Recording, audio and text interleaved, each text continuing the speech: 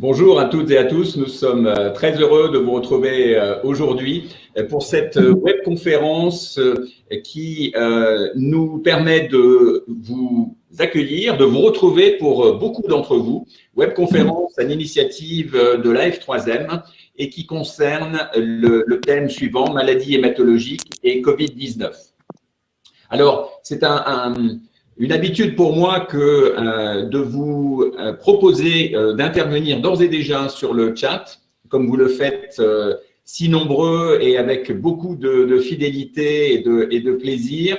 Je vous demande simplement de l'utiliser, ce chat, pour faire passer des messages de nature personnelle, des avis, des commentaires, voilà, et ce de manière exclusive, comme vous le faites de Montpellier, de Blois, de Seine-Maritime, de Nice ou d'ailleurs. Et ce soir, vous êtes déjà plus de 140 personnes connectées. Nous vous remercions de votre participation. L'autre onglet que vous avez à la droite du chat, pour ceux qui sont habitués, vous le savez, c'est l'onglet questions. Pour les autres, cet onglet vous permet de poser vos questions qui sont de nature, je dirais, à interpeller les intervenants qui vont se succéder ce soir. Donc, s'il vous plaît, utilisez l'onglet questions pour toutes vos questions et exclusivement le chat pour les commentaires personnels. Voilà. Et nous avons derrière ces questions, quelqu'un qui nous fait l'amitié d'être toujours présent, qui est le docteur Alexis Talbot, hématologue, et qui répond en direct aux questions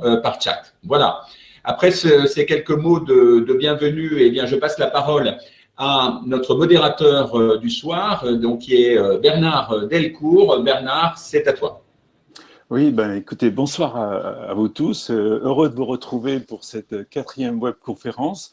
Et puis, merci à tous ceux qui se sont mobilisés cette semaine pour la préparer avec une forme un peu nouvelle, parce que vous verrez que pour la première fois, donc, on va vous proposer, au-delà des témoignages écrits partagés au travers des chats ou des questions que vous nous avez fait remonter, de courts reportages vidéo. Voilà. Donc, sans attendre, je laisse peut-être chacun des intervenants se présenter rapidement. Karen, vous la connaissez, hein? Voilà. Oui, Karen, donc, tu veux dire quelques Karen mots? Greuter, donc je suis oncopsychologue et je suis ravie d'être avec vous encore ce soir et de rencontrer ceux que je ne connaissais pas pour avoir encore un échange riche et fructueux avec vous. Voilà, j'ai aussi Philippe Moreau, que vous connaissez tous dans le monde du myélome. Philippe, tu veux peut-être dire quelques mots pour démarrer cette… Oui, bonsoir à tous. Philippe Moreau, je travaille à Nantes et je suis donc depuis un mois, presque un petit peu moins d'un mois, à nouveau présidente de l'intergroupe francophone du myélome. Avec grand plaisir. Voilà. Bonsoir à tous. Voilà, et puis on a aussi le plaisir d'accueillir France Jaude, qui est une des deux infirmières coordinatrices du programme Ma Vie. Voilà, et France, je te salue et je te laisse dire quelques mots de bonjour et de présentation. Alors, France ne nous entend pas forcément pour l'instant, donc je vais tout de suite lancer la première vidéo qui est, et Bernard l'indiquait tout à l'heure, une première dans ces webconférences puisque nous sommes allés au plus proche de malades et d'aidants, de proches de malades, pour les interviewer ces derniers jours, et nous vous livrons 3 premiers témoignages qui vont permettre d'accueillir l'état d'esprit d'un certain nombre de personnes. Voilà, je lance la vidéo dès à présent.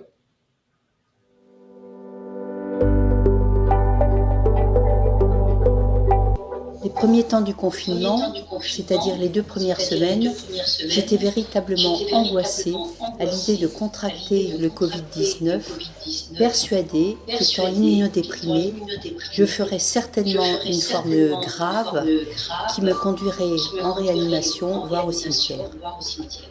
Avec mon mari, nous avons très vite décidé de nous confiner sur les conseils d'une infirmière du secteur stérile que j'avais connue en 2018 et qui nous avait alertés sur la dangerosité de ce virus. Son mari, infirmier en réanimation à l'hôpital de Colmar, est en première ligne du front. Ainsi, nous avons précédé d'environ une semaine les décisions gouvernementales. Cette angoisse envahissante m'empêchait de me fixer à des activités qui auraient pu me calmer. Je passais d'une chose à l'autre, en papillonnant, incapable de terminer ce que j'avais entrepris. Cette inefficacité ne faisait que renforcer mon malaise. Mes journées me semblaient creuses. Les interventions de Karen Prechter et des hématologues lors des 3 dernières webconférences m'ont fait beaucoup de bien. J'y ai trouvé des informations plutôt rassurantes pour nous les patients, avec un message essentiel, faire confiance à l'hématologue qui nous suit. J'ai également mieux réussi à prendre du recul, structurant mes journées avec les activités habituelles de la maison le matin et l'après-midi des activités de détente, un peu de lecture, de tricot, des contacts avec la famille, les amis. Nous avons géré la télé autrement. Lorsque mon mari regardait les informations, j'allais dans une autre pièce car j'avais bien senti à quel point toutes ces infos étaient angoissantes. Entendre les hélicoptères passer si souvent au-dessus de la maison pour aller à l'hôpital était déjà suffisamment stressant. Nous savions également que la rubrique nécrologique du journal local avait triplé. On se sentait vraiment au cœur de la tourmente. Alors, je suis allée marcher, au moins 30 minutes dans les champs proches de la maison, presque chaque jour. Et le soir, nous avons applaudi avec les voisins à 20h. Ressorti le Scrabble, regardé des films distrayants. Après les 2 premières semaines de confinement, j'étais un peu rassurée, mais pas complètement tranquille. Le stress varie aussi avec la météo. Et même si aucune personne n'est rentrée à la maison, nous craignons encore d'y faire pénétrer le virus autrement, notamment en cherchant les courses.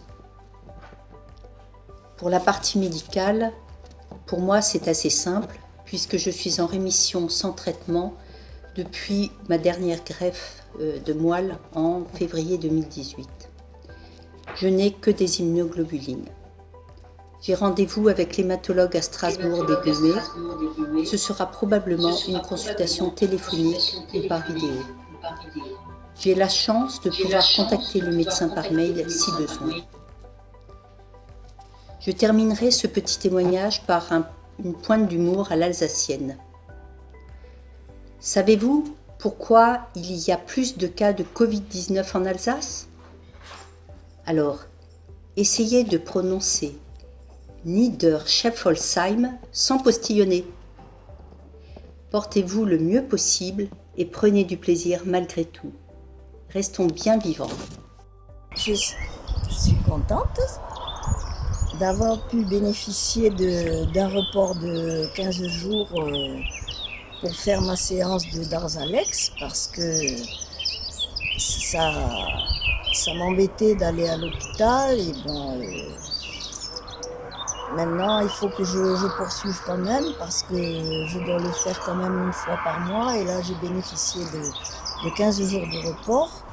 Ça m'a vraiment fait du bien quoi, d'avoir eu ce petit décalage. Et ce qui fait que bon, sinon par rapport à ça, le confinement se passe pas trop mal. On a quand même bien de la chance par rapport à d'autres personnes qui sont en appartement avec plusieurs enfants.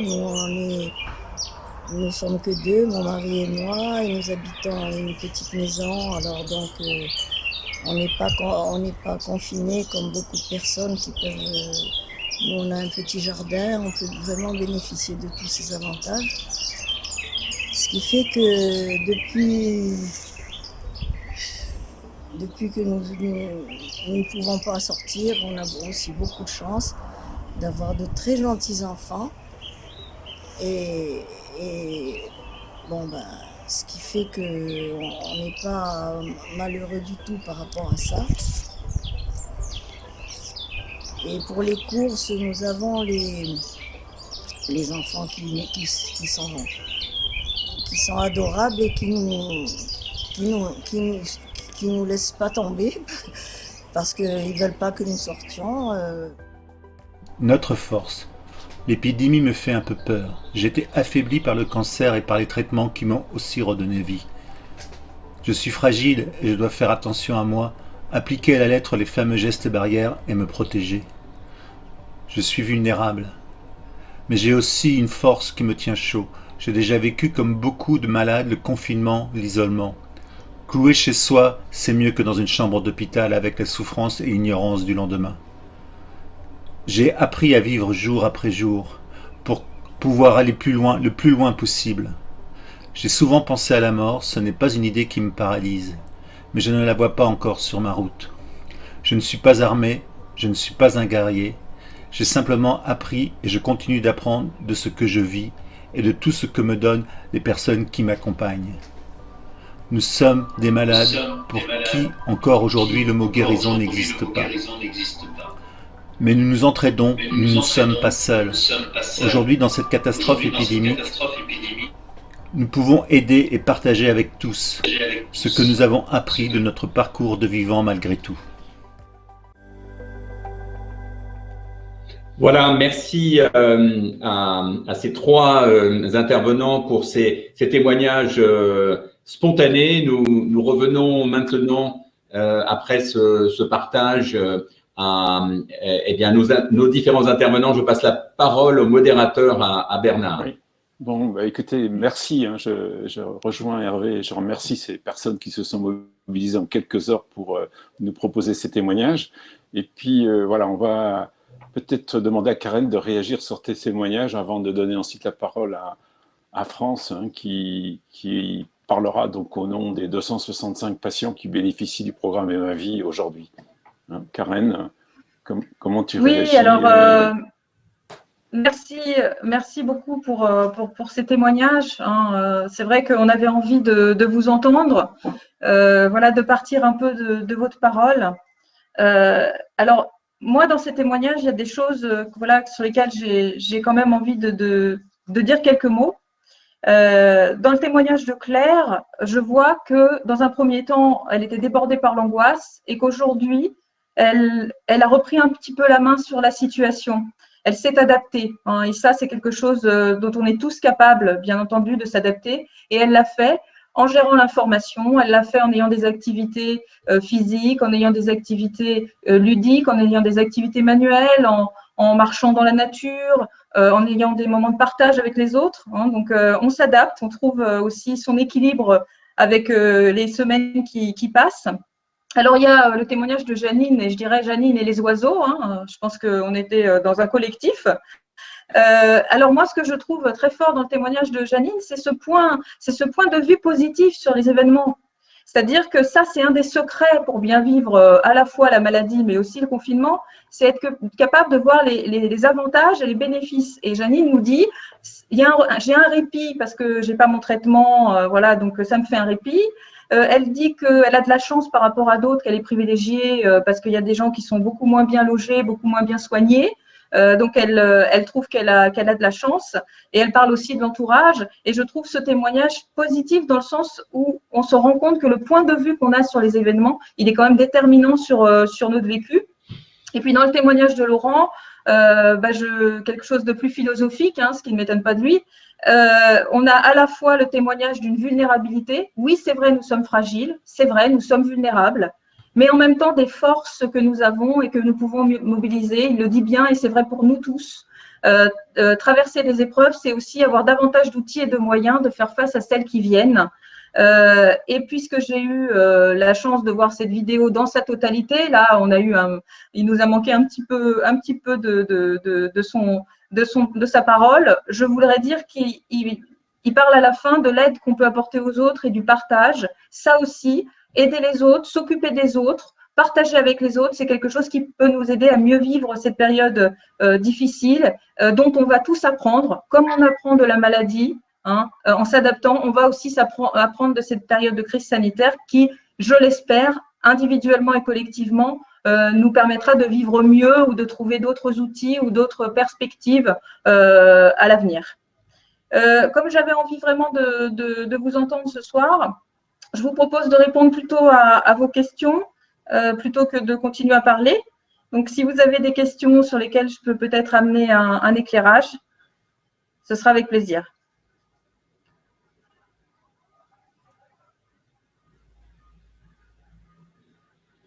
Alors, il y a peut-être des commentaires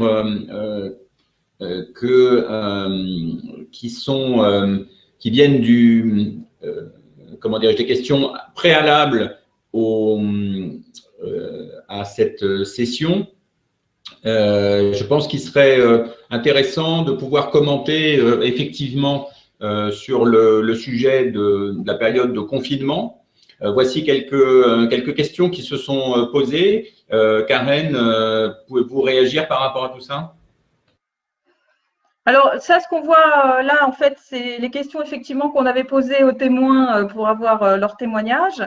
Il y a aussi quelques questions qu'on avait fait remonter là, que vous avez devant vous, que j'ai recueillies avant cette webconférence, s'agissant des enfants ou des jeunes adultes avec lesquels on était amené éventuellement à confiner.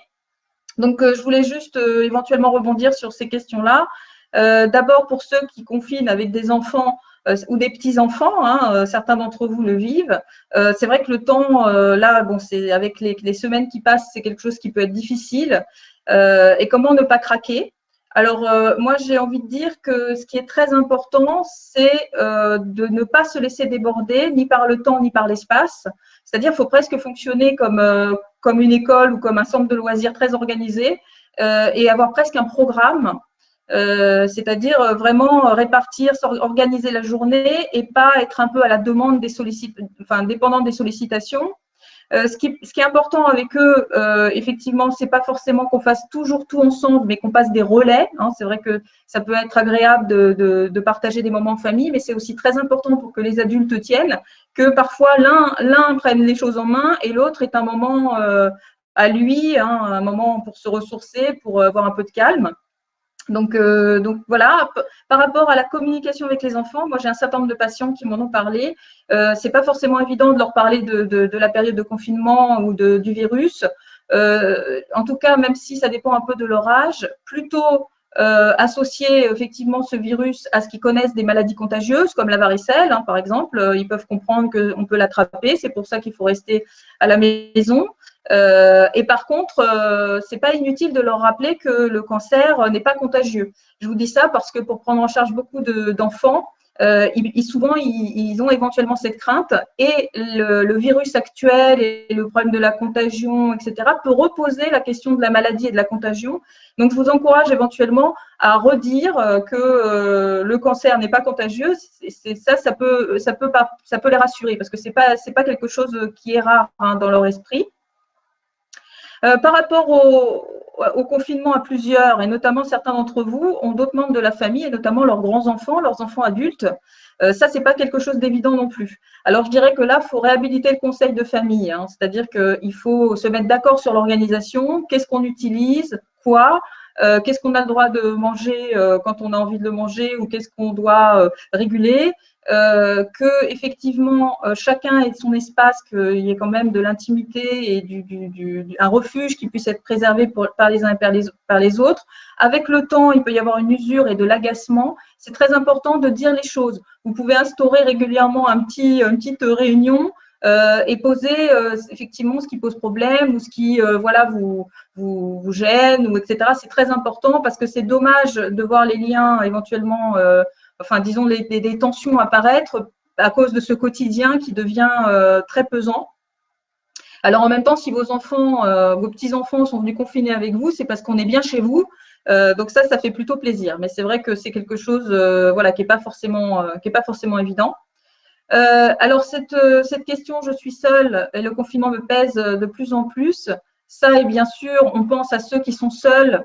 Ça aussi, c'est un vécu difficile. Alors, comme tout à l'heure dans le témoignage de Janine, c'est bien d'avoir une vision positive de la situation, et de se dire, il y en a qui sont dans des situations de confinement bien plus difficiles que moi, certes, hein, parfois on a du mal à s'en rappeler quand on est très très envahi par sa propre difficulté, mais c'est vrai, hein, certains sont dans des situations particulièrement difficiles. Quand on est seul, évidemment, là, les choses peuvent peser au fur et à mesure des semaines. D'abord parce qu'on est inquiet et angoissé et qu'on ne le partage pas, ça. Hein. On peut avoir du mal à réguler cette angoisse puisqu'on n'a pas de retour de quelqu'un qui pourrait nous rassurer, qui pourrait donner son point de vue, etc. Alors là, j'ai envie de vous dire, avoir des contacts tous les jours, c'est important. Même un peu, même une conversation avec un voisin, quelqu'un au téléphone, un ami, un ancien collègue, quelqu'un de la famille. Et n'hésitez pas, vous, à en prendre l'initiative ou même à dire à vos proches que vous le souhaitez, que vous en avez besoin. Hein, ça, je le redis régulièrement. J'ai beaucoup de patients qui me disent qu'ils auraient envie, mais ils n'osent pas en parler. C'est important d'en parler. Hein, de dire que ça vous ferait plaisir, etc., etc. Très important aussi, rapport à l'information, on en a déjà parlé. Vous envahissez pas d'informations, c'est très anxiogène. Entamer des projets, des choses que vous n'avez jamais faites, que vous avez envie de faire, écrire, ranger vos photos, ranger vos armoires, vos outils, apprendre une nouvelle langue vivante, apprendre, vous mettre à la méditation, vous mettre au yoga, je ne sais pas. Enfin, vous engager dans une nouvelle perspective, une nouvelle activité, une nouvelle mission que vous n'auriez pas le temps de faire si vous étiez très occupé. Là aussi, je voudrais parler de cette ressource. Vous savez aujourd'hui que les pharmaciens officinaux ont la mission d'accueillir des personnes qui seraient victimes de violences au domicile, puisqu'on a le droit d'aller à la pharmacie et qu'il y a des pharmacies partout sur le territoire à peu près, hein, même dans les milieux plus ruraux. Là aussi, même si évidemment vous n'avez pas forcément besoin de médicaments spécifiquement, n'oubliez pas cet espace qu'est la pharmacie d'officine. En ce moment, les équipes se sentent tout à fait investies par une mission en ville et ils ont aussi une dimension sociale, ils font partie du tissu social, ils vous connaissent. Donc, n'hésitez pas à aller à l'officine, on a le droit d'y aller hein, pour exprimer vos inquiétudes, qu'elles soient par rapport aux médicaments, à certaines sensations que vous avez, à un mal-être. Alors, et l'après, on évoque souvent avec moi l'après-confinement, on commence à l'évoquer, c'est peut-être un tout petit peu tôt, malheureusement, vous l'aurez compris, mais comment je vais faire pour reprendre ma vie voilà. Alors, la première chose que j'ai envie de vous dire, c'est un peu comme la métaphore du navigateur solitaire que j'avais évoqué avec vous, puisque j'ai vu le témoignage un beau témoignage de navigateur qui comparait en fait son expérience avec le confinement. En fait, franchement, je vous conseille de ne pas trop vous projeter dans le déconfinement, parce que non seulement je pense que c'est prématuré, mais en plus, ça va vous mettre dans l'impatience. Et qu'il vaut mieux que vous arriviez à gérer au jour le jour, hein, c'est aussi ce que Laurent nous disait dans son témoignage. Comme je disais, le phare, ce n'est pas la sortie du confinement, le phare, ça doit être le bien-être le plus possible au quotidien. On ne sait pas combien de temps ça va durer et même si on déconfine, ce sera peut-être progressif. Et d'ailleurs, peut-être que vous considérez comme peut-être un peu plus fragile, il y aura des contraintes qui seront maintenues un peu plus longtemps. Donc, j'aurais envie de dire, évitez de trop vous projeter dans le déconfinement. Et ensuite, comment ça se passera après? Alors là, faites-vous confiance. Au même titre que vous réussissez à vous adapter à ces circonstances exceptionnelles, vous réussirez à vous adapter au déconfinement et à reprendre votre vie. Et même, vous serez étonné, on reprend souvent très facilement les habitudes, y compris les mauvaises. Donc, ce sera même plutôt un effort parfois de se dire, tiens, j'ai pas tout à fait envie de revivre comme avant, j'ai envie de changer des choses. Mais j'ai pas envie d'oublier cette période du confinement. J'ai envie vraiment de changer des choses. Hein. C'est plutôt comme ça on réfléchit quand on a envie d'aller vers autre chose, d'avoir d'autres priorités après des épreuves comme la maladie ou comme le confinement actuel. Donc voilà, après, les médecins répondront certainement par rapport aux risques, par rapport à des mesures de protection, etc. Vous les appliquez déjà beaucoup et au moment du déconfinement, vous aurez de nouveau des indications médicales, de comportements à adopter et j'ai tout à fait confiance dans le fait que vous adopterez ces comportements. Vous avez en face de vous des professionnels qui prennent soin de vous et qui sauront sécuriser votre parcours. Hein, et je pense que notre hématologue ce soir pourra aussi vous en dire un mot. Et puis pour ceux qui sont complètement dépassés, débordés, qui se sont abattus, j'en ai quelques-uns. Hein, c'est vrai que dans mes patients là en ce moment que je sens quand même un peu faiblir et c'est tout à fait normal.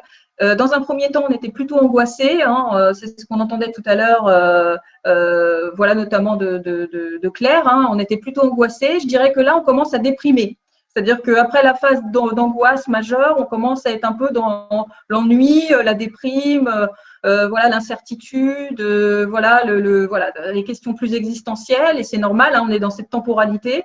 Alors, si vous vous sentez dépassé et abattu, déjà, ne restez pas avec ça, il faut en parler.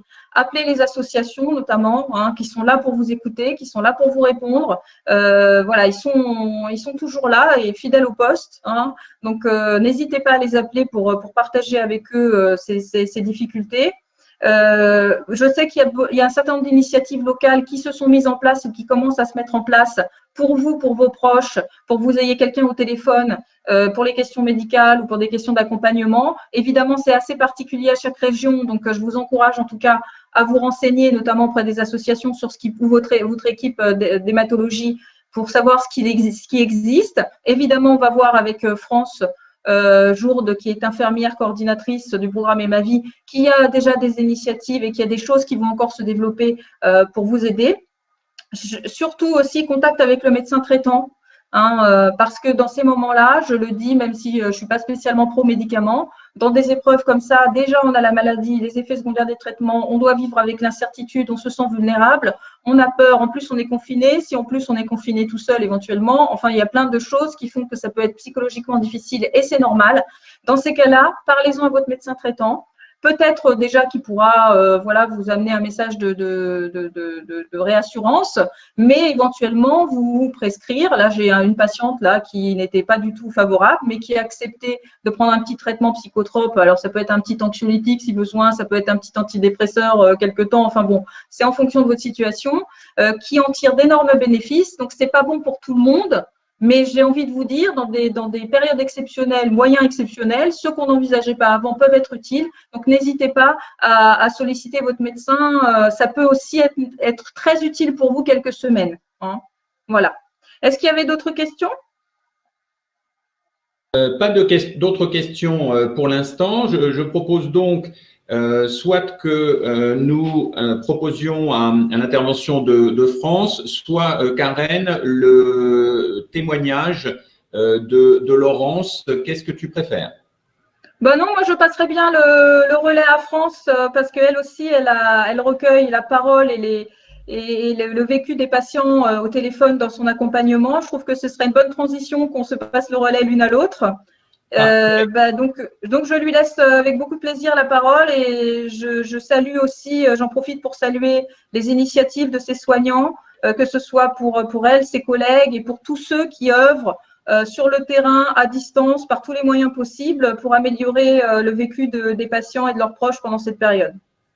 Eh bien, alors, nous avons le grand plaisir et c'est vraiment un tour de force. Je remercie vraiment France Jourde d'être avec nous. Alors, elle est avec nous au téléphone et donc France, nous avons souhaité par votre intermédiaire un retour d'expérience puisque vous êtes infirmière coordinatrice du programme Et Ma Vie. Alors, c'est à vous. D'abord, qu'est-ce que c'est que le programme Et Ma Vie? Vous allez nous expliquer tout cela. Bonjour. Donc, je suis désolée, j'ai eu quelques petits problèmes de connexion, donc j'ai pas pu suivre correctement le début de la conférence, mais voilà, je vous apporte mon témoignage. Donc, moi, je m'appelle France et je suis l'une des deux infirmières coordinatrices du programme Et Ma Vie, effectivement. Je remercie d'abord la F3M de nous permettre à Amandine et moi-même de nous exprimer en notre nom pour témoigner aujourd'hui et être les porte-paroles des 265 patients inscrits au programme à ce jour. Alors peut-être que certains d'entre vous ne connaissent pas ce qu'est Ma Vie. C'est un programme d'accompagnement pour les patients atteints de myélome multiple, développé par la F3M avec le soutien institutionnel de Celgene. Il a pour vocation d'apporter aux malades un soutien sur leur parcours de vie, le parcours de soins restant bien évidemment à la charge des équipes soignantes dans les hôpitaux. Il a démarré en février 2018 et est en cours de déploiement, aujourd'hui présent dans 17 centres hospitaliers. Les malades et les aidants ont à leur disposition une plateforme numérique qui leur permet d'accéder à de l'information ciblée et des outils de nature à faciliter leur vie quotidienne. Et en parallèle, notre mission en tant qu'infirmière, au travers des appels téléphoniques émis ou reçus, est d'accompagner les malades dans leurs difficultés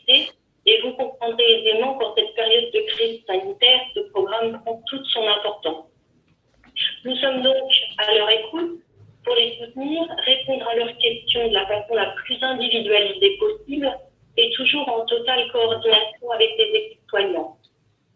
Aujourd'hui, en tant qu'infirmière coordinatrice du programme et à travers les appels téléphoniques que nous réalisons tous les jours auprès des malades, nous percevons effectivement un fort sentiment d'inquiétude, d'anxiété, voire d'angoisse. Avant de vous dire quelques mots sur ces inquiétudes, nous tenons à faire remarquer que vous étiez déjà très vigilants, déjà en amont de la crise sanitaire et que vous avez su mettre en place par vous-même toutes ces mesures barrières parce que vous les connaissiez déjà bien. Votre expérience, pour certains, de l'autogreffe vous a donné des solutions pour mieux appréhender cette période de confinement et ces mesures demandées par le gouvernement étaient donc une évidence pour vous afin de vous protéger et de protéger vos proches. Vous aviez donc déjà connaissance avant tout le monde de ce qu'il fallait faire. Alors on a envie de vous dire continuez et prenez soin de vous. C'est le plus important aujourd'hui. Concernant les inquiétudes et les sentiments d'incertitude que nous avons perçus depuis quelques semaines, nous avons effectivement reçu plus d'appels entrants, des patients qui se posent plus de questions, qui ont besoin d'être informés et d'être réconfortés, rassurés. Vous avez sans doute été contacté par vous, en tant que patient, vous avez sans doute été contacté par votre équipe soignante pour modifier votre prise en charge. Effectivement, on sait que les services hospitaliers sont dans l'obligation d'adapter leur organisation. Et cela peut se traduire par un espacement des traitements, une prise en charge en HAD, avec moins de visites à l'hôpital, des autogreffes décalées, des consultations faites par téléphone ou reprogrammées au mois suivant. Et toute cette nouvelle organisation, effectivement, implique une adaptation et une confiance qui doit s'installer avec votre équipe soignante. Il faut savoir que vous n'êtes pas abandonné, mais pris en charge autrement. Les équipes continuent à vous suivre, mais de façon différente. Et on sait que c'est quelquefois perturbant pour vous de ne plus pouvoir échanger aussi souvent avec votre hématologue. Alors, au-delà du lien que nous pouvons faire, nous, en tant qu'infirmières coordinatrices, que nous faisons cela encore plus souvent en ce moment avec vos équipes soignantes. Nous apportons aussi un suivi plus fréquent et plus proche, en particulier pour les personnes en difficulté et surtout les personnes isolées. Certains d'entre vous vivez seuls et vous avez justement un réel besoin d'échange et de soutien plus fort encore. Et là encore, et ma vie permet de rompre un peu cet isolement, ces inquiétudes et ces angoisses qui en découlent. Amandine et moi-même prenons donc un peu plus en charge ces personnes pour qu'elles puissent tenir au mieux dans le temps et trouver un peu de sérénité au jour le jour. Pour ceux qui sont inscrits au programme Et ma vie, ils peuvent profiter de ce temps de confinement pour redécouvrir la plateforme et les améliorations qui y ont été apportées depuis maintenant 2 ans. Amandine et moi-même restons présents, accessibles par téléphone si vous en avez besoin. Alors n'hésitez pas, nous sommes là pour vous et pour vos aidants. Vous pourrez retrouver nos coordonnées sur la plateforme ou sur les flyers qui vous ont été remis au moment de votre inscription. Nous souhaitons vous redire, et nous savons combien les malades du myélome le savent mieux que quiconque, continuez, prenez soin de vous. C'est le plus important aujourd'hui. Voilà, et je vais repasser la parole à Bernard qui répondra plus spécifiquement sur les questions concernant l'organisation et l'accès au programme Et ma vie, si certains le souhaitent. Un grand merci, France, d'avoir ainsi témoigné sur ce programme exceptionnel. Et je passe tout de suite la parole à Bernard Delcourt. Merci aussi, France, pour ce témoignage en direct très complet. Ce que je peux dire sur le programme Et ma vie, c'est que bien évidemment, le déploiement est actuellement en stand-by, car on a d'autres choses à faire que d'aller rencontrer les équipes hospitalières qui sont totalement impliquées dans la crise sanitaire en cours, mais qui a des contacts encore avec une dizaine de centres pour leur permettre d'accéder à Et ma vie, et qu'on a également une réflexion en cours en vue de permettre à tout patient atteint d'un myélome multiple de bénéficier d'Emavis sous certaines conditions. Les discussions sont engagées, mais les choix à faire ne sont pas encore actés. Voilà. Et ce que je voudrais donc rajouter, donc avant de partir aussi sur cette deuxième partie, et merci à Philippe Moreau de l'animer, c'est que j'ai bien retenu que de cette période de confinement, comme le disait Karen, il y a besoin de s'adapter, d'acquérir de nouveaux modes de vie, mais que c'est pas toujours facile, hein. J'entendais dans le chat des gens qui témoignaient sur l'importance pour eux d'avoir pu avoir accès à la méditation, au yoga. Mais moi qui n'ai jamais fait de yoga, je ne sais pas comment démarrer le yoga à domicile chez moi. Voilà. Aussi, merci Karen de nous dire de ne pas nous précipiter trop vite dans la période de déconfinement, de conserver en nous cette envie de changer les choses, hein, mais en nous appuyant sur ce qu'on a pu vivre durant cette période de confinement. Et là, je vous dirais que la F3M est un peu toujours un peu en anticipation, et grâce à, je dirais, à Laurent Gillot et à l'équipe des bénévoles sur Caen, dont notamment Marie-Claire Quinchez, on va tout mettre en œuvre pour que les groupes de parole puissent redémarrer sitôt la période de confinement terminée, voire peut-être imaginer les redémarrer durant la période de confinement, selon des modalités qui restent à définir. Hein. Parce que je pense que Karen sera d'accord avec moi, mais le fait de pouvoir partager toute cette expérience qu'on aura acquise durant cette période de confinement est essentiel, et qu'ensemble, en mettant tout ça, en mettant ensemble nos expériences de vie, on pourra ouvrir de nouvelles perspectives. Donc maintenant, avant de laisser la parole à Philippe Moreau, Hervé, merci de lancer la vidéo le témoignage de Laurence. Vous verrez qu'il y a quand même un témoignage important pour nous malades de myélome. Vous verrez qu'on peut croiser le coronavirus et ensuite encore pouvoir s'adresser à l'ensemble de notre communauté. On va le voir très concrètement avec Laurence.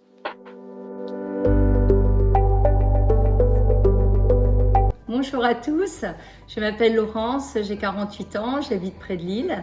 En 2018, on m'a diagnostiqué un myélome multiple qui s'est donc malheureusement ajouté à d'autres maladies telles qu'une maladie auto-immune, une maladie d'hémophilie ainsi que des soucis cardiaques. Récemment, j'ai en plus attrapé le Covid, peut-être certains m'ont suivi, et d'ailleurs je me permets de remercier tout le monde parce que ça a été un réel soutien. Je faisais ce petit témoignage aujourd'hui d'abord pour vous donner de mes nouvelles. Je vais bien mieux, ça y est, je pense que là c'est bon. Vous dire aussi que peut-être le myélome multiple ainsi que mes autres soucis de santé m'ont donné un peu de force, plus de force, de courage, je ne sais pas, mais en tout cas, j'ai rien lâché. Ce fut pas une partie de plaisir, mais bon, on en a vu d'autres. Et je voulais surtout vous dire que si jamais malheureusement cela vous arrivait, voilà, il faut s'accrocher, il n'y a pas de raison, on est super bien soignés, ils sont prêts, les hôpitaux sont vraiment prêts, le personnel est extra. Je les remercie aussi d'ailleurs, j'en profite. Voilà, merci à tous. Surtout, je compte sur vous. Respectez bien le confinement. Écoutez-vous aussi. Au moindre symptôme, vous appelez le 15. Il n'y a pas de raison. Comme je vous l'ai dit tout à l'heure, on est bien pris en main. Ça va aller. Voilà, allez, je vous embrasse tous et à bientôt.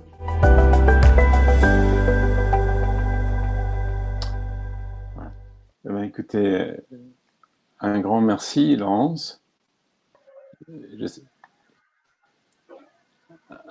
Alors, je ne sais pas où on en est là. Voilà. Un grand merci à Laurence. Je laisse tout de suite la parole à Philippe Moreau. Philippe, j'ai essayé de faire une synthèse de toutes les questions qui nous sont remontées avant cette webconf. C'est une trame qui t'est proposée, bien évidemment. Tu as tout à fait la possibilité d'évoquer des points de vue plus larges. Voilà. Oui, merci Bernard et merci Hervé pour organiser à nouveau cette réunion importante. Bonsoir à tous. En fait, alors Philippe, je vais te demander si tu veux bien de rapprocher le micro le plus possible et d'essayer peut-être d'élever un petit peu la voix. Merci par avance. D'accord. Est-ce que c'est mieux comme ça? Oui, c'est top. C'est top, parfait. Donc voilà, je vous dis bonsoir à tous. Et effectivement, on traverse une période un petit peu bizarre parce que à cause de ce confinement, les patients sont actuellement éloignés de leurs médecins. Et les médecins aussi s'inquiètent un peu pour les malades parce qu'on prend des décisions de report de consultation ou de consultation téléphonique. Et pour nous, c'est pas simple parce qu'on sait que on a bien envie de discuter avec vous de votre pic. On sait que à distance, l'évaluation, par exemple, d'une réponse au traitement est pas si simple que ça. Et on a quand même l'habitude de se voir un petit peu les yeux dans les yeux et de partager les informations. Donc c'est quelque chose de nouveau pour vous, mais aussi pour nous. Alors, est-ce qu'on a des données sur les malades myélomes infectés de Covid-19? Alors, on a pris la décision dès le début du confinement, en fait, hein, au niveau de l'intergroupe francophone du myélome, de faire un recueil de données très, très exhaustif de tous les patients myélomes qui sont atteints du Covid avec un diagnostic certain. Alors, on va peut-être pas être complètement exhaustif parce que vous savez qu'on peut avoir le Covid sans le savoir quelque part, mais c'est Hervé Avelloiseau qui, à Toulouse, va colliger tous les cas français.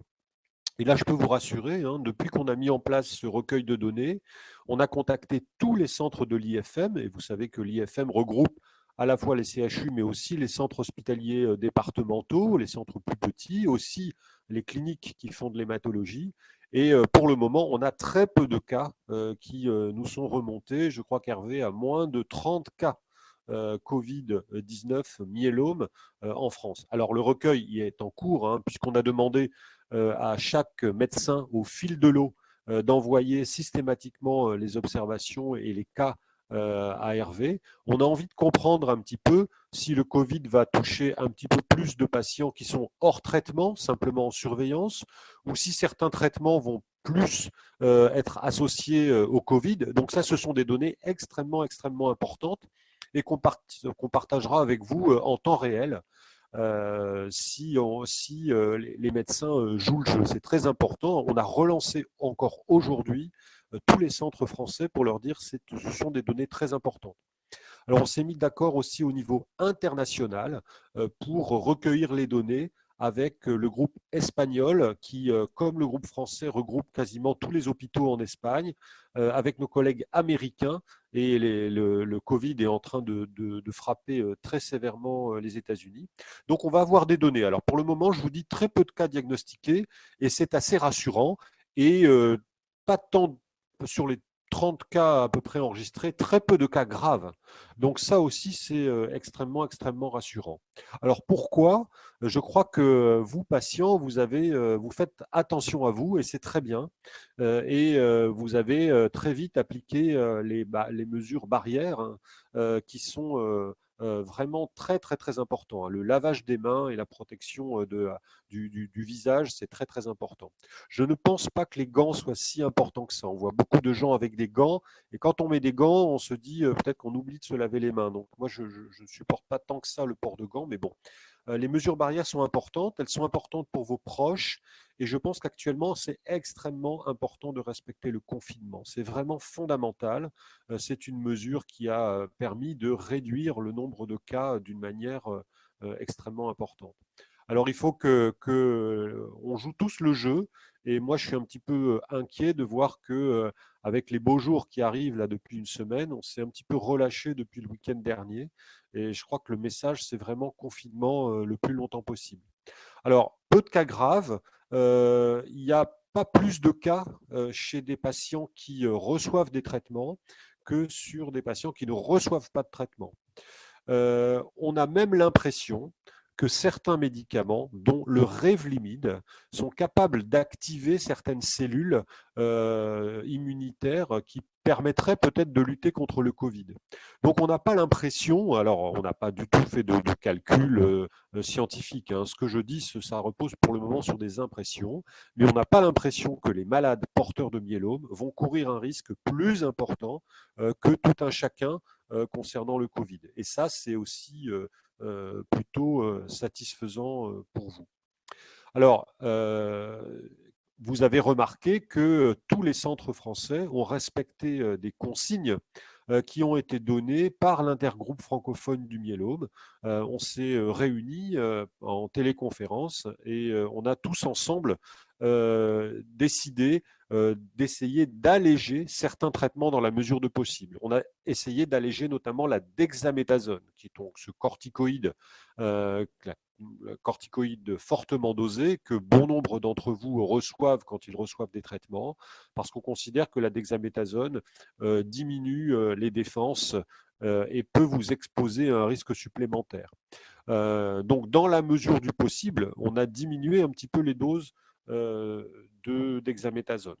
On a aussi décidé que certaines autogreffes qui étaient planifiées pouvaient être soit décalées d'un mois, de 2 mois, voire non faites, notamment pour des malades qui sont considérés comme de risque standard, qui n'ont pas une maladie extrêmement agressive et qu'on peut traiter tout aussi bien par l'association Velcade, Revlimid Dexaméthasone, le VRD, que certains d'entre vous reçoivent. On a aussi décidé de ne proposer aux patients qui nécessitaient des traitements et qui devaient revenir à l'hôpital de manière obligatoire, on a décidé de favoriser des traitements hebdomadaires au lieu de bi-hebdomadaires. Et vous savez que le carfilzomib peut être donné 1 fois par semaine au lieu de 2 fois. Donc ça réduit le nombre de visites à l'hôpital, ça réduit vos déplacements et ça diminue peut-être aussi le risque de contracter le virus. On a aussi décidé de favoriser, dans la mesure du possible, des traitements oraux par la bouche, comme le pomalidomide, comme le cyclophosphamide, l'endoxan, avec de la cortisone à petite dose. Et cette association à 3 médicaments, par exemple, se fait uniquement par la bouche et va vous permettre de ne pas avoir à venir à l'hôpital. Donc, on a fait ça d'une manière assez logique, je dirais assez pragmatique, assez simple. Et je pense que pendant cette période qui va encore durer un petit peu, hein, on n'a aucune idée encore de la date du déconfinement, on a donné ces consignes qui sont respectées, je crois, par tout le monde. Vous savez que certains d'entre vous reçoivent du daratumumab, hein, l'anticorps qui est maintenant commercialisé, remboursé, avec beaucoup d'associations à base de daratumumab. Quand le daratumumab en association avec les autres médicaments fonctionne très bien, eh bien, on peut-être ne pas le donner tous les 15 jours ou ne pas le donner toutes les semaines, comme c'est prévu en début de traitement, mais on peut aussi basculer très vite sur une voie, une administration mensuelle.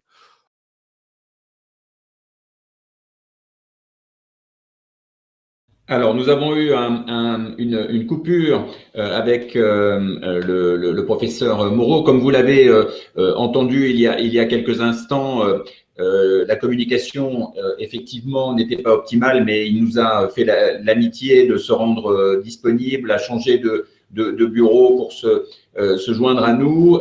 Si la communication ne revenait pas dans quelques instants, je vais le contacter par téléphone.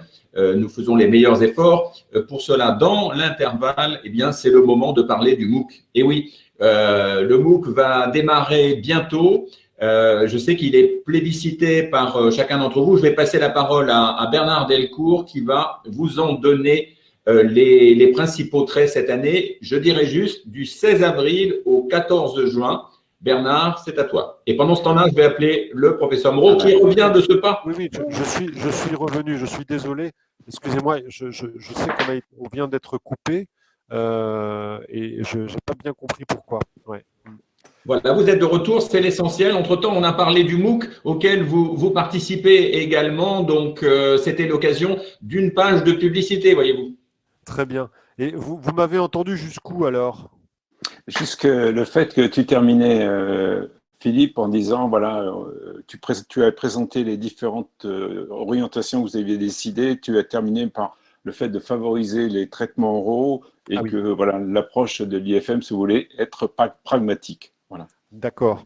Alors, ce que je disais aussi, c'est que quand vous avez besoin d'un traitement, bien entendu, il faut venir à l'hôpital. Et quand on vous propose une consultation en face à face, parce que des fois, on a des patients qui ont besoin vraiment d'une surveillance ou d'explication ou de retraitement, eh bien, il ne faut pas reporter les consultations de vous-même. J'ai vu dans votre chat, là, tout à l'heure, on disait j'ai hésité à venir, etc. Il faut venir, parce qu'à l'hôpital, on a vraiment diminué au maximum les consultations non urgentes.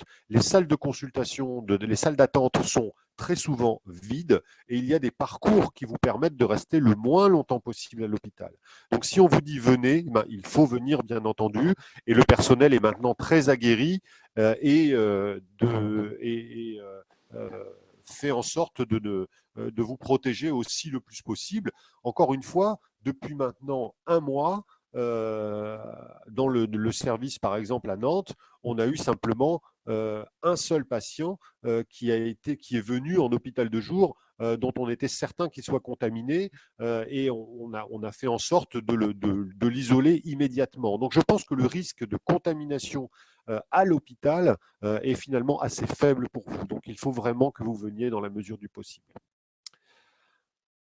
Est-ce que il y a d'autres questions qui vous viennent? Alors, vous posez la question de mettre en place un numéro national. Je pense que ça, c'est difficile, hein. L'IFM, on n'a pas les moyens de mettre en place un numéro vert, un 06 ou un 0800 quelque chose, ou un numéro court, parce que ça risque d'être énormément de questions qui n'auront pas obligatoirement de rapport avec le Covid, et puis réexpliquer à un médecin sur une hotline 12 heures sur 24, votre cas précis, etc. C'est très, très, très compliqué. Je pense que les centres sont vraiment très, très sensibilisés au Covid. Les centres font très attention à vous et ont essayé, dans la mesure du possible, de mettre en place des voies d'appel un petit peu particuliers. Alors, quels rendez-vous on a reporté? Certains rendez-vous ont été reportés. On a reporté des rendez-vous de patients qui n'étaient pas urgents. C'était des patients qui allaient très bien, qui étaient en rémission, par exemple, depuis longtemps, en très bonne réponse depuis longtemps.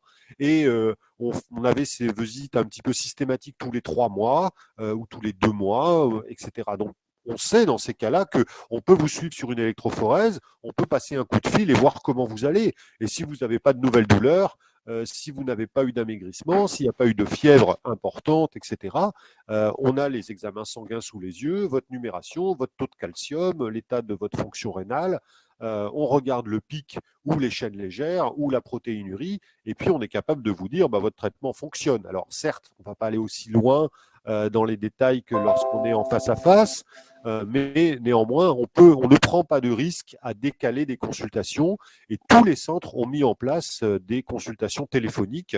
On s'aperçoit aussi qu'on est capable de bien surveiller sans trop de difficultés des patients un petit peu à distance. Je crois que vous parliez tous d'un post-Covid. Dans le post-Covid, dans notre pratique de tous les jours, il y aura certainement, très certainement, de la télémédecine qui vont être plus développées. Et ce sera aussi un plus pour éviter des déplacements fréquents vers les hôpitaux. Très bien. Nous avons des questions qui viennent sur les questions à nouveau de décalage de traitement, mais vous l'avez abordé également. Quelqu'un nous pose la question, c'est quoi les critères de rémission? Alors les critères de rémission, ils sont simples, hein. Il faut être en bonne forme, ne plus avoir de douleur. Et les critères de rémission, c'est surtout sur l'évaluation biochimique, c'est-à-dire l'électrophorèse. On ne voit plus le pic qui a été parfois très important au moment du diagnostic. C'est d'avoir aussi une absence de chaînes légères dans les urines. C'est d'avoir des chaînes légères dans le sérum qui sont complètement normalisées.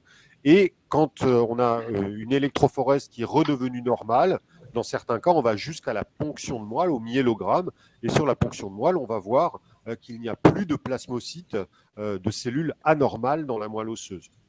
C'est un ensemble de paramètres. Tout à fait. Une question sur les protocoles de recherche qui revient et qui est sont-ils effectivement suspendus ou annulés dans cette période évidemment très complexe? Alors ça, c'est quelque chose d'important. Vous savez que la vocation de beaucoup de centres de l'intergroupe francophone du myélome, c'est de faire de la recherche clinique et de vous proposer en tant que patient des protocoles, parce que dans chaque protocole, il y a toujours une amélioration possible de la prise en charge et des résultats. Donc on a décidé pour le moment de ne plus inclure de nouveaux patients dans les protocoles, sauf dans des protocoles particuliers. Par exemple, autogreffe en première ligne chez des patients qui ont une mauvaise cytogénétique, dont on pense qu'il y aurait une perte de chance significative. Les protocoles impliquent davantage de visites à l'hôpital, et donc on veut réduire ces visites supplémentaires. Donc dès qu'un protocole n'apporte pas de manière, je dirais, obligatoire un bénéfice très très très important pour les patients, on a décidé de faire attention. Mais encore une fois, je pense que le déconfinement arrivera probablement au mois de juin, j'espère avant, mais je crains qu'on ait encore tout le mois de mai bien bloqué.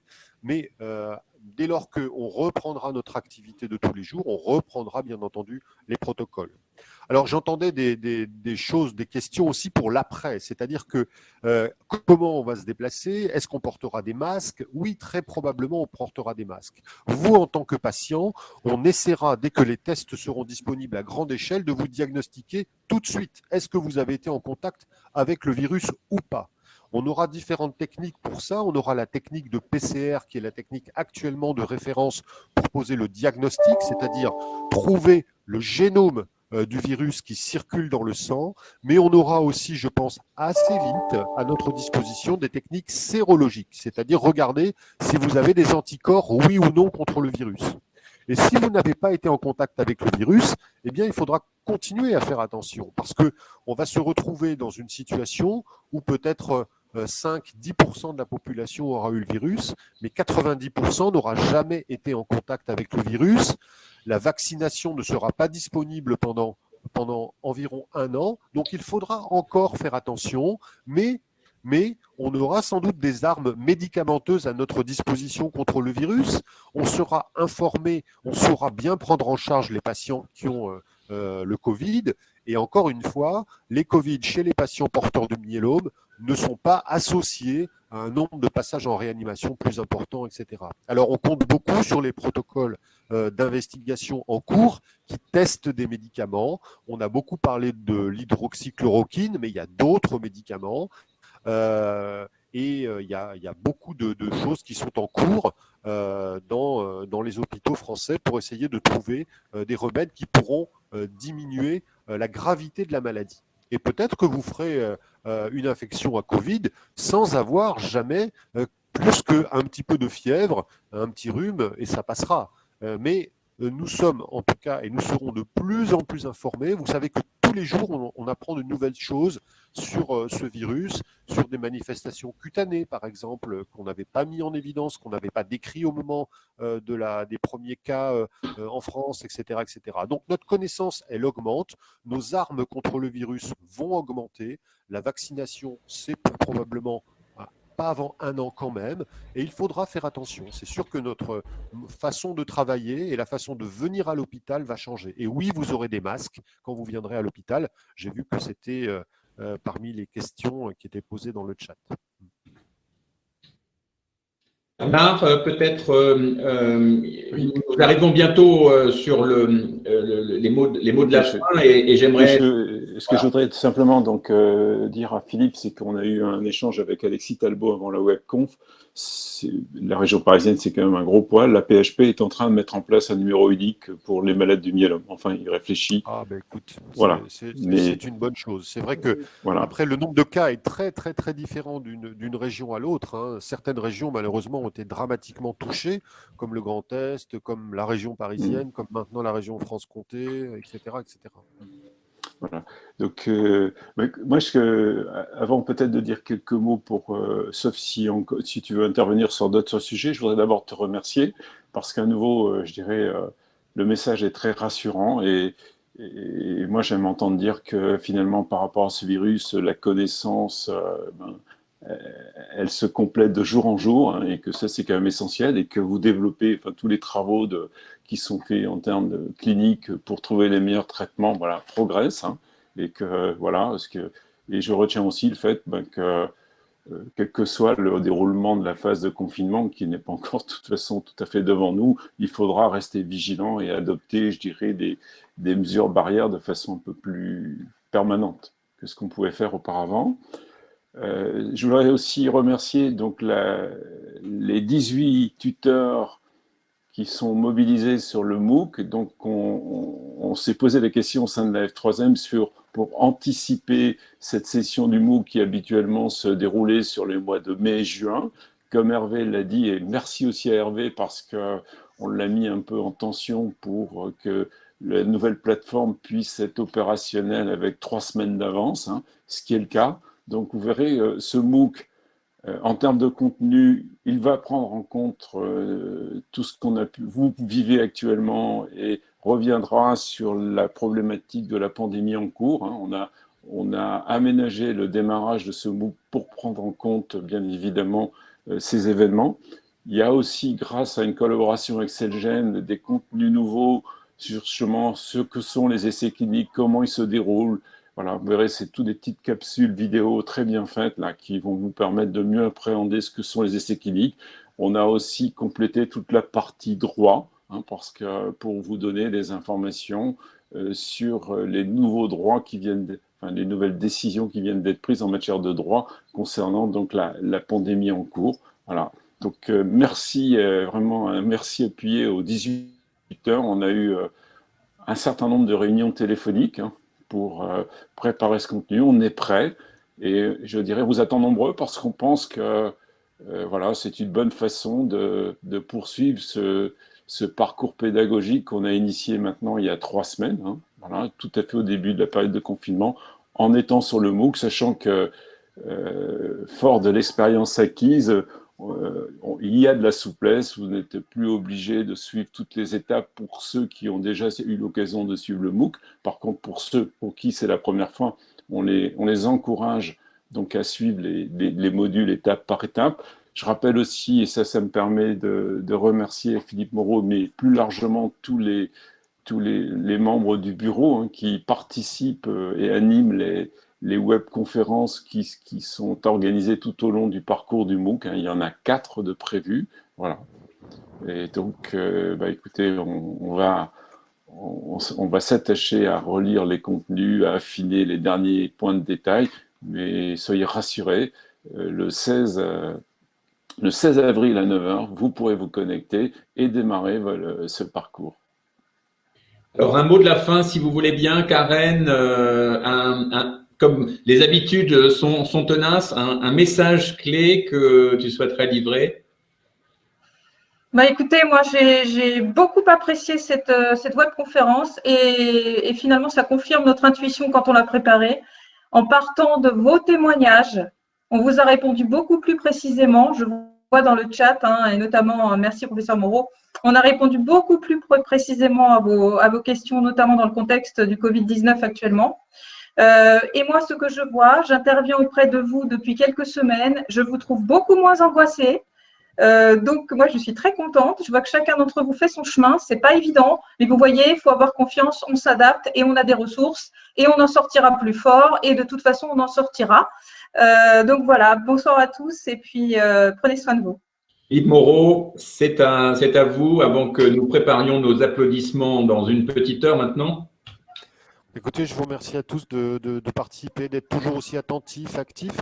Ce que je vous proposerais, hein, Bernard et à tout à F3M, c'est que on se voit assez rapidement après le déconfinement, le bureau de l'IFM et la F3M pour vous informer un petit peu de tous les progrès et tous les protocoles qu'on va mettre en place à l'avenir. C'est important que vous soyez le plus informés possible de tous les progrès qu'on fait. Et on a beaucoup de projets à partager avec vous. Écoutez, merci Philippe pour cette proposition. Je suis sûr que José Coll, Laurent Gillot et François Taureau, nos 3 vice-présidents, mais on aura très rapidement maintenant un nouveau président, j'en suis convaincu, accepteront très volontiers chez vous et pour nous, c'est toujours plein d'espoir hein, de voir la recherche progresser. Et c'est vrai que Laurent Gillot disait, oui, pour nous, le mot guérison n'existe pas encore, mais je pense qu'il est en train de s'inscrire en perspective pour les malades du myélome, petit à petit. Et ça, c'est vraiment une bonne nouvelle. Voilà. Et merci encore pour tous ces efforts faits par l'ensemble de la communauté des médecins, chercheurs, infirmiers, enfin tous ceux qui participent aux essais cliniques. Voilà. Et donc, moi, j'ai eu plein d'espoir et voilà, j'anticipe les applaudissements d'une heure.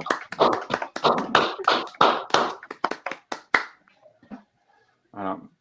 Merci. Prenez soin de vous tous et à très bientôt. À bientôt. Au revoir. Au revoir. Au revoir.